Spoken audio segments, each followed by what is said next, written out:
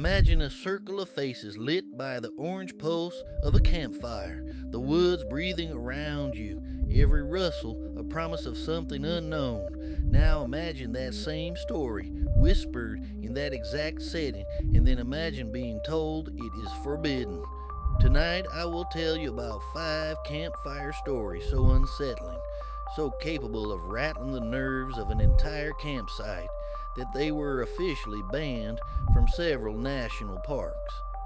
These are not mere tall tales. They are narratives that tap into deep fears, blur the line between lore and harm, and force park authorities to draw a quiet, firm line between safety and storytelling. Our first story is called The Hiker Who Never Returned. It begins with a lone backpacker who vanishes on a routine trail. For days, the search teams find nothing. No tracks, no snapped branches, until one night, a faint whistle is heard on the wind. The whistle leads rescuers to a clearing where the lost hiker sits, as if nothing happened, staring at the stars with eyes empty as river stones. The problem with this tale, administrators warned, is its uncanny power to cause panic on active searches.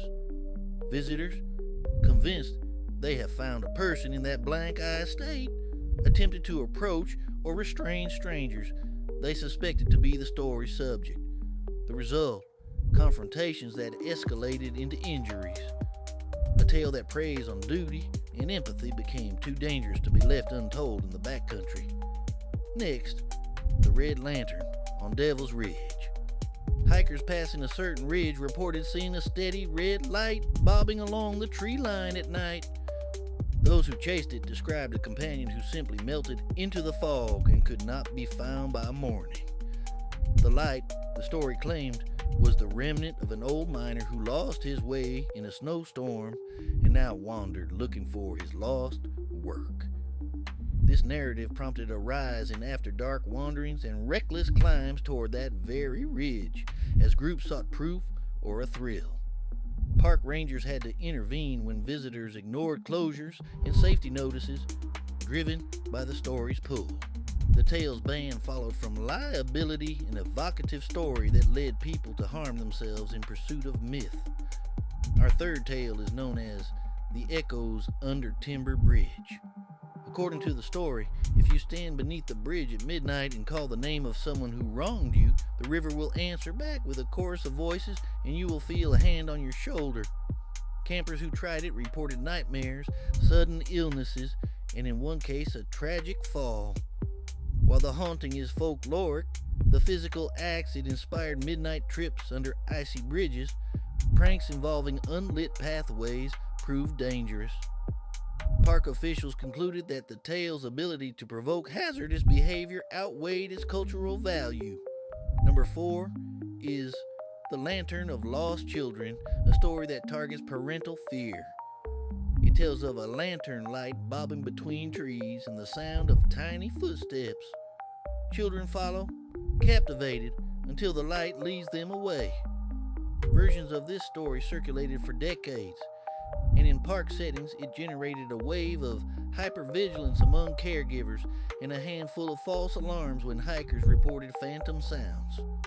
The social cost parents terrified, children shushed into anxiety led to the story being discouraged, then banned from official campfire programs. Finally, the most contested tale, The Night Guide. This story describes a helpful stranger who appears to lead a stranded group back to safety, but who always takes a subtly different path, leading them deeper into an impossible labyrinth of trees. Those who followed the night guide emerged altered, confused about time, unable to describe landmarks, some with long-term psychological distress. Park staff found that even well-intentioned retellings could induce panic and disorientation among listeners, particularly after a long day on unfamiliar trails. The administrative decision to prohibit this story was framed as a duty of care, protect visitors from narratives that could produce real-world harm. Stories are the oldest technology we have for sharing fear, wisdom, and warning. Yet these 5 demonstrate that not all tales belong anywhere at any time.